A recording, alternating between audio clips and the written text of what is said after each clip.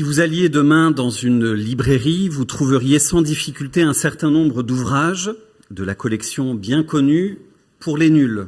Vous en avez peut-être certainement au moins un dans les rayons de votre bibliothèque. Qui sait qu'il y a au moins un ouvrage de la collection pour les nuls chez lui? Voilà, vous situez, je vous en cite en tout cas quelques exemplaires. En vrac, la culture générale pour les nuls, Excel pour les nuls, la Bible pour les nuls, évidemment, grand succès. Payer moins d'impôts pour les nuls, ça fait partie des requêtes prioritaires quand on tape sous Google. Devenir, ça c'est pour toi Yann, papa pour les nuls. Et j'en viens à celui qui m'intéresse ce matin, qui existe, le bonheur pour les nuls.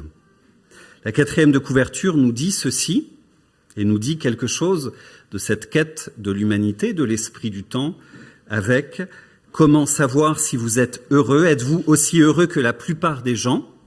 Histoire de se jauger, de se situer. Quel est le rapport entre bonheur et santé? Certaines personnes possèdent moins que d'autres. Pourquoi semblent-elles pourtant plus heureuses que vous? Le bonheur est-il éternel? Pouvez-vous être réellement heureux rien qu'en arborant un large sourire, etc. Au-delà de cet ouvrage, des pans entiers de la littérature s'intéressent évidemment à cette question, signe d'une quête permanente de l'humanité, en quête de sens, en quête de quiétude, en quête d'une vie satisfaisante qui semble pourtant échapper aux hommes. Jules Renard l'exprime avec humour en disant ceci, j'ai découvert cette citation en travaillant cette prédication, il disait « Si l'on bâtissait la maison du bonheur, la plus grande pièce en serait la salle d'attente. » D'un point de vue évangélique, chrétien, qu'est-ce qu'une vie heureuse? Une vie réussie, satisfaisante. Le bonheur, il est où? Il est où le bonheur? Nous dit la chanson. Questionne la chanson, que la Bible y répond. J'aimerais explorer donc cette question ce matin par la lecture de la porte d'entrée du livre des psaumes, que l'on appelle le psautier, que j'appellerai le psautier parfois dans cette prédication. Son introduction, le chapitre 1, qui, un peu à la manière, vous savez, des 10 commandements, qui forment l'exorde, l'ouverture de la loi, ou dans la Nouvelle Alliance, de la même manière, les béatitudes qui ouvrent le sermon sur la montagne. Ce chapitre que nous allons lire maintenant est l'entrée en matière, la clé de lecture de l'ensemble du psautier. Donc, et il nous parle, lui aussi, de béatitude, de bonheur, d'une vie heureuse, selon Dieu, des clés d'une vie réussie. Nous lisons ce psaume, voilà, il s'affiche à l'écran dans la version Louis II, second 21. Il n'est pas très long, 6 versets. Nous lisons. Heureux l'homme qui ne suit pas ou qui ne marche pas selon le conseil des méchants, qui ne s'arrête pas sur la voie des pécheurs et ne s'assied pas en compagnie des moqueurs, mais qui trouve son plaisir dans la loi de l'Éternel et la médite jour et nuit. Il ressemble à un arbre planté près d'un cours d'eau. Il donne son fruit en sa saison et son feuillage ne se flétrit pas. Tout ce qu'il fait lui réussit. Les méchants, au contraire, ressemblent à la paille que le vent disperse. Voilà pourquoi les méchants ne résistent pas lors du jugement, ni les pécheurs dans l'assemblée des justes. En effet, l'Éternel connaît la voie des justes, mais la voie des méchants mène à la ruine. Nous pouvons dire Amen. Je vous invite à la prière. Seigneur, ta parole est la vérité. Le livre des psaumes le dit, il atteste, elle est une lumière sur notre sentier. Elle nous dirige, elle nous éclaire, elle nous oriente. Elle nous enseigne, elle nous renseigne, elle nous appelle à comprendre, à la transformation, à l'obéissance. Seigneur, par ton esprit, fais tout cela en nous ce matin, et pour les jours qui viennent. Nous sommes à toi, à ton écoute, par ton esprit. Amen. Ce premier psaume nous parle donc sans détour de deux voies distinctes, celle des justes et celle des méchants. Il faut comprendre là des hommes sans Dieu, sans principe, sans loi, comme s'il n'y avait pas d'entre-deux, comme s'il fallait ce matin choisir son camp. Certains pourraient dire, n'est-ce pas réducteur, n'est-ce pas simpliste? Et pourtant, le psalmiste affirme sans détour, encore une fois, que seule l'une des deux voies est promise au bonheur.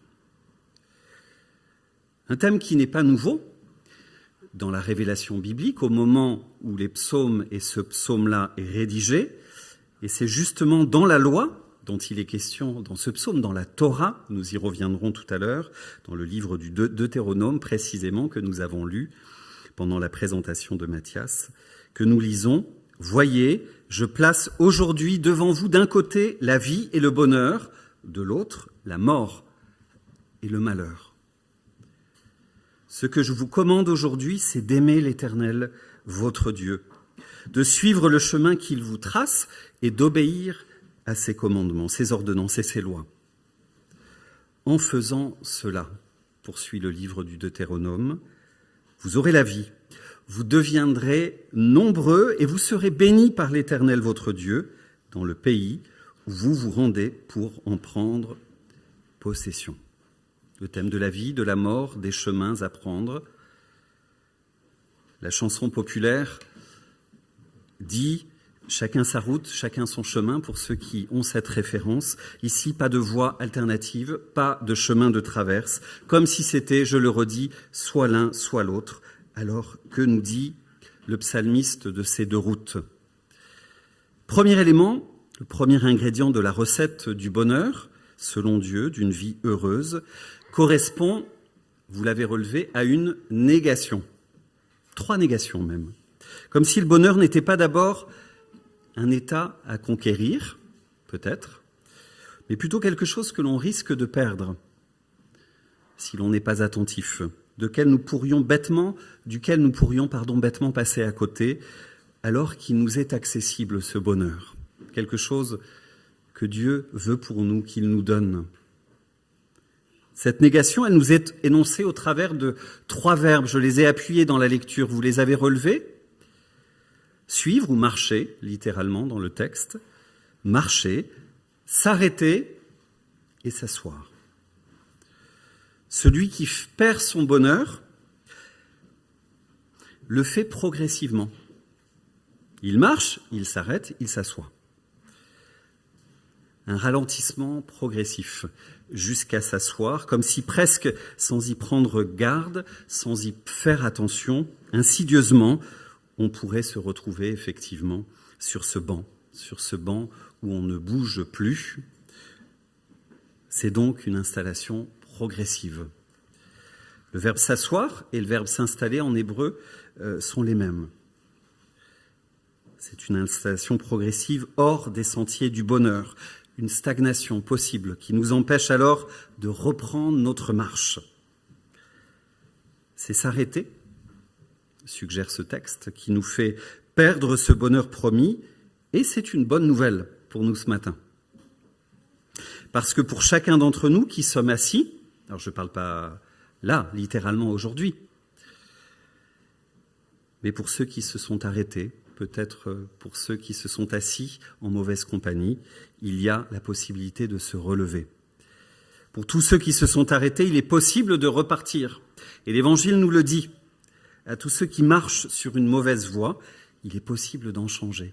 Et encore ce matin, pour retrouver la vie, renouer avec cette vie heureuse, ce bonheur selon Dieu. Quant à la compagnie à laquelle on s'associe, 3 verbes, 3 compagnies, successivement les méchants,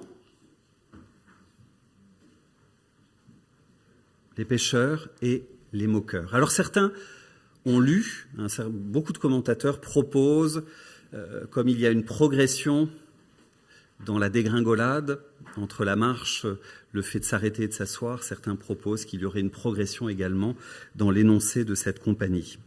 J'en suis pas si sûr, et je crois que les termes pourraient être facilement interchangeables. Je ne vois pas nécessairement de progression entre méchants, pécheurs et moqueurs.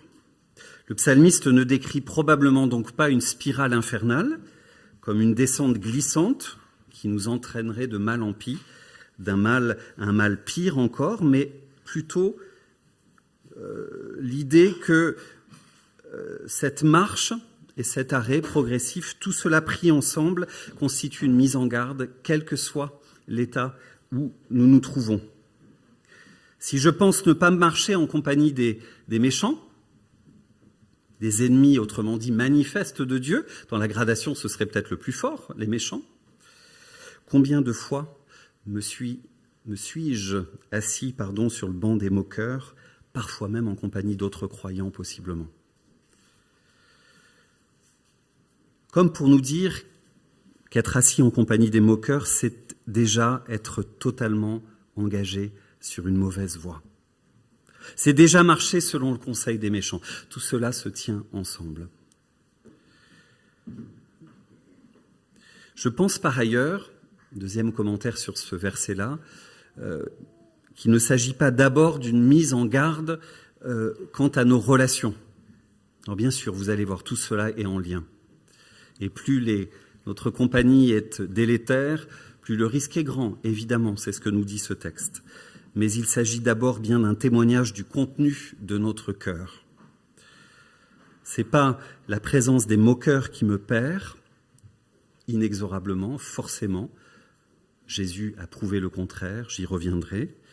Mais c'est plutôt si je me suis assis au sens de ce que dit cette progression, c'est-à-dire installé en présence des moqueurs, alors je suis perdu. Plus que la question donc de nos relations, c'est la question de nos influences et la manière dont nous les laissons gagner, envahir notre cœur.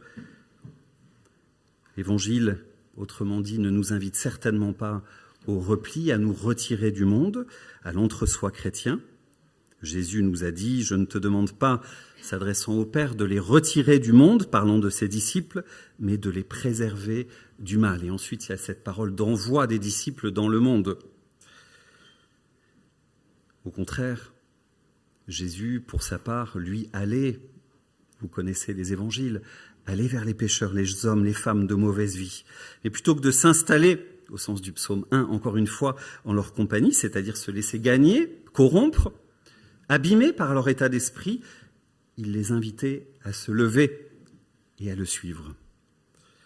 Au contact de tes proches, à la table de tes amis, à la cantine, au travail, à la cafette, au lycée, à la faculté, qui influence qui ? Et comment préserves-tu ton cœur ? Comment gardes-tu, comment veilles-tu sur ton cœur ? Et à quoi l'abreuves-tu au final ? Autrement dit, avant de passer à la suite des versets, le psalmiste ne retourne pas maintenant au verset 2 pour nous livrer le secret du bonheur, les trois négations du verset 1 en les formulant positivement. C'est un peu compliqué ce que je viens de dire, je vais le redire autrement. La suite, le secret du bonheur, c'est pas juste une inversion du verset 1. Le texte ne nous invite pas à marcher, à s'arrêter, à s'asseoir en présence de gens recommandables maintenant, ou de croyants seulement, mais par une invitation au cœur même du monde dans lequel le Père nous installe, nous insère, une invitation à veiller donc, à demeurer en contact avec une source d'eau pure, la parole de vie, pour être autour de nous, pourvoyeur de vie, et vivre pour nous-mêmes une vie saine et heureuse, stable et juste. Ainsi, le psalmiste nous dit que si le bonheur peut nous échapper doucement, c'est ce qu'on vient de voir, insidieusement, en se trompant de voie, en glissant sur une mauvaise voie, il rappelle et affirme que la recette du bonheur, elle est suffisamment simple, accessible, pour s'énoncer simplement en une phrase. Elle est celle-ci, verset 2, « Toute sa joie, il la met dans la loi de l'Éternel, qu'il médite jour et nuit. Autrement dit, le bonheur, c'est pas de cultiver son jardin, de se détacher, de se replier sur soi ou dans l'entre-soi de la communauté chrétienne, mais c'est dans le monde, connecté à Dieu, nourri par sa parole, que nous pouvons le trouver, ce bonheur, y compris donc dans le tumulte de la vie présente et du monde vers lequel Dieu nous envoie. La loi de Dieu n'est pas à comprendre là, dans ce texte, et d'une manière générale, dans les Écritures, dans l'Ancien Testament, dans le Nouveau Testament, quand Jésus en parle, comme la série des 613 prescriptions qui composent la loi mosaïque. Il s'agit donc de la Torah. La Torah, ça signifie, il n'y a pas d'abord une résonance juridique, ça signifie d'abord enseignement, la Torah. Quand on entend la loi dans les lectures, dans le psaume, celui-ci, le psaume 119 par exemple, etc., c'est l'enseignement. C'est la révélation de Dieu, l'autocommunication de Dieu qui vient nous dire qui il est. D'une manière plus spécifique, la Torah désigne chez les Juifs les 5 premiers livres, le Pentateuque. Pour nous, quand on entend cette expression, simplement nous pouvons la recevoir comme l'écriture, la révélation biblique.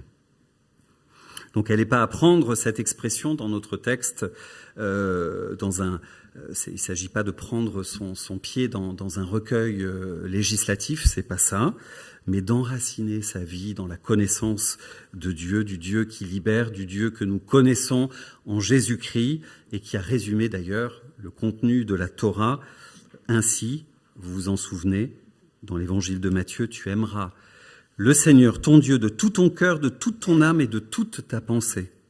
C'est là le commandement le plus grand et le plus important. Et il y en a un second qui lui est semblable, poursuit-il, tu aimeras ton prochain comme toi-même. Tout ce qu'enseignent la loi et les prophètes est contenu dans ces 2 commandements. Si la première inspiration du psalmiste sont donc ces passages de la loi, de la Torah qui nous parlent des 2 voies, je crois que le début du livre de Josué, donc juste après le Pentateuque, immédiatement après, et avant l'écriture de ce psaume, est probablement une seconde source d'inspiration pour l'auteur, le psalmiste. Vous vous souvenez, au chapitre 1 du livre de Josué, nous l'avons commenté, c'était Kevin, pour notre culte de rentrée en septembre dernier, « Aie soin de répéter sans cesse les paroles de ce livre de la loi, médite-les jour et nuit, afin d'y obéir et d'appliquer tout ce qui est écrit, car alors tu auras du succès dans tes entreprises, alors tu réussiras. » Le psalmiste reprend ces thèmes. Il les fait se rencontrer avec le texte que nous avons lu du Deutéronome. Et cette promesse de réussite qui est attachée à la méditation, cette rumination régulière, quotidienne de la loi, comment la comprendre ? Comment surtout comprendre, c'est là un peu le nœud de la difficulté de ce texte-là, évidemment, cette promesse que le psalmiste reprend, donc au verset 3 de notre psaume de Josué, « Tout ce qu'il fait lui réussit ». De quelle réussite parle-t-on ? De quoi parle-t-on ? Alors que le livre des psaumes tout entier, et dès le chapitre 2, vous le relirez, et le chapitre 2 constitue avec le chapitre 1 en réalité la grande introduction du psautier. Il faut les prendre ensemble et ensuite le livre des psaumes se déroule. Autrement dit, il faut lire les psaumes à la lumière de ces 2 chapitres pris ensemble.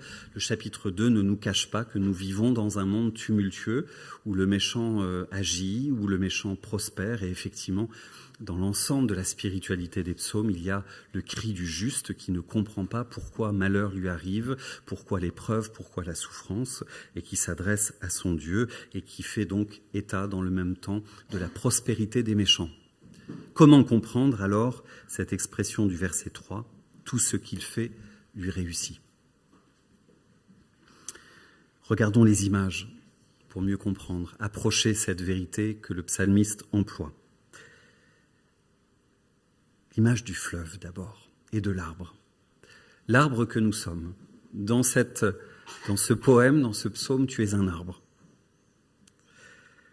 Celui qui médite la loi est un arbre et nous voyons que sa première caractéristique est d'être planté près d'un cours d'eau.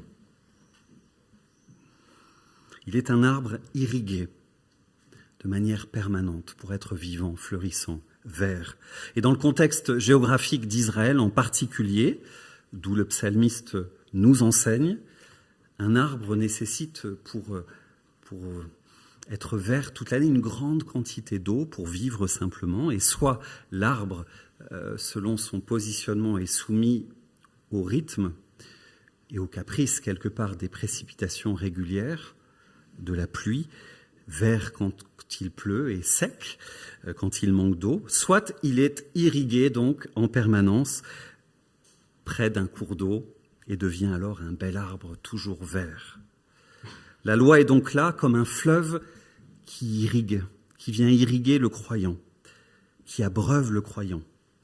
Et tout comme l'arbre ne peut pas se contenter d'être arrosé une fois par semaine, ou au gré des pluies, à grandes eaux de temps en temps, le croyant ne peut pas se contenter d'une lecture irrégulière des Écritures, ou simplement hebdomadaire, ou simplement de la becqueté du dimanche, ou simplement peut-être de quelques versets grappillés sur l'éphéméride du jour. Ce fleuve, il doit nourrir de manière abondante et de manière régulière le croyant. L'image du fleuve nous parle donc d'un flot continu, important, qui appuie la recommandation qui est dite juste avant de méditer jour et nuit l'Écriture. Et nous? Et toi, mon frère, ma sœur, où en es-tu dans ton rapport à la Torah, à la loi, à l'Écriture? Quel est notre rapport à cette manne que Dieu nous donne, par rapport à cette providence qu'il nous offre, qui est là, disponible? Comment nous situons-nous? Comment nous abreuvons-nous? Quelles sont nos disciplines spirituelles?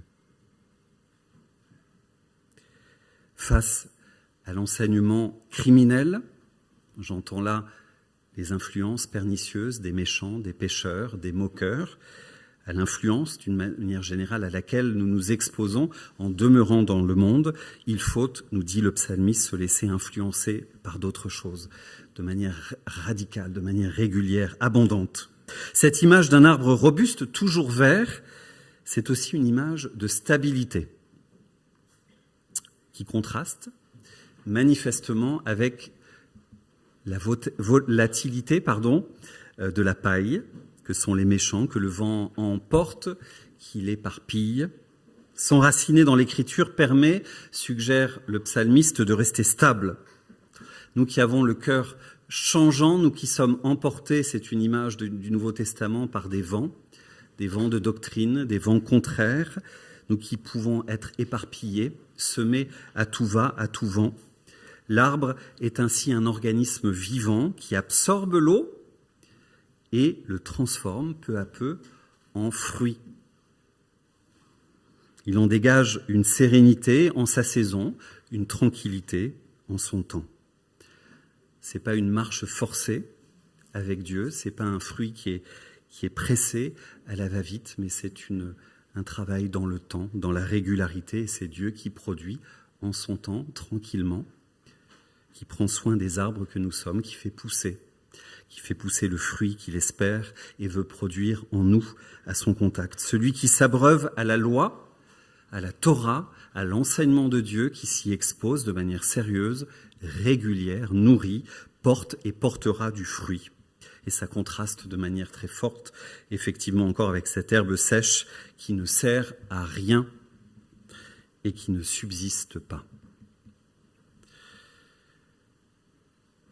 Les versets 5 et 6, et nous arrivons déjà à la fin de ce psaume, nous donnent la clé, la perspective finale et globale quant au bonheur, quant au secret de cette vie heureuse, satisfaisante, tranquille, stable, féconde et durable. Elle est fondée sur le fait, et nous allons nous le rappeler autour de la Sainte Seine dans un instant, que Dieu va juger. L'ensemble des Écritures, l'ensemble des psaumes doit se lire à cette orée-là, à l'aune du jugement de Dieu. C'est-à-dire, le méchant peut être, toute paille qu'il est, peut brûler, mener une vie brillante, comme il est dit dans l'Évangile, dans la parabole de Lazare, avec Lazare. mais un jour il sera jugé. Nous vivons avec cette perspective finale. Dans l'intégrité, la fidélité, la stabilité à laquelle nous sommes appelés, en dépit des revers, des vents contraires, en dépit effectivement de l'adversité, peut-être du manque de réussite apparent selon les critères de ce monde, nous devons apprécier la qualité de notre vie, la qualité de notre fruit, c'est-à-dire sa fidélité aux valeurs et à la vie du royaume, à l'aune du jugement qui arrive. Tout ce qui est éphémère, tout ce qui passe, tout ce qui sera balayé dans ce monde, y compris les réussites passagères et brillantes, passeront comme l'herbe sèche. Cherchez d'abord, nous rappelle Jésus, mes frères, mes sœurs, le royaume de Dieu et sa justice, et toutes choses vous seront données en plus. Voilà la clé du bonheur. Cherchez le royaume de Dieu, trouver notre identité, notre joie en Dieu, nous nourrir de cette parole qui nous renseigne quant à ce que nous sommes, quant à ce qu'est Dieu, et avancer en fidélité au contact de l'Éternel, abreuvé à sa source. L'enracinement en Dieu, l'obéissance induite, l'anticipation du règne de Dieu, tout ça nous met en joie, nous procure un bonheur, une vie satisfaisante, heureuse, que nous puissions nous en délecter, que nous puissions demeurer, avancer en fidélité. J'aimerais juste ajouter en conclusion que fondamentalement dans cet enseignement et d'une manière générale dans l'Écriture, il faut relever que le bonheur n'est jamais une quête en soi, n'est jamais un objectif que l'on recherche en propre pour soi. De manière, j'entends, je l'ai dit tout à l'heure, replié, cherchant à cultiver son jardin, pensant trouver reclus, à côté des autres, à côté du monde, un espace de sérénité, etc. pour soi. Non. Une référence à Dieu, nous l'avons, je l'ai dit amplement. Il y a aussi la référence aux autres, dans le dernier verset, la communauté des justes. C'est une dimension de peuple, c'est une dimension de relation. Le bonheur n'est pas un objectif en soi, une quête pour soi. C'est un peu, si l'expression vous parle, un petit peu comme, vous savez, quand on veut saisir un savon dans une baignoire. Je ne sais pas si vous avez déjà essayé, parfois il nous échappe. Le bonheur, si on essaie de l'attraper et qu'on est focus là-dessus, eh ben, c'est une quête, quelque chose qui nous échappe. Le bonheur est simplement autre chose, et je finis sur cette conclusion, il est un dérivé de la vie avec Dieu. Son écoulement nécessaire et heureux comme un débordement de vie, finalement, celle que nous recevons en Dieu lorsque nous demeurons attachés à lui. Que ce soit maintenant notre prière centrée sur Christ autour de la scène, dans les chants, dans les prières que nous allons former, que nous puissions renouveler cette demande à Dieu. Seigneur, tiens-moi fidèle, tiens-moi près de toi, enraciné en toi, j'ai soif de toi, j'ai besoin de toi, abreuve-moi. Et je sais alors que ma vie sera belle, qu'elle sera réussie, qu'elle sera une réussite pour toi et que je trouverai la joie, celle des profondeurs, celle qui ne passe pas. Je vous invite à prier et dans un instant, nous partagerons la scène.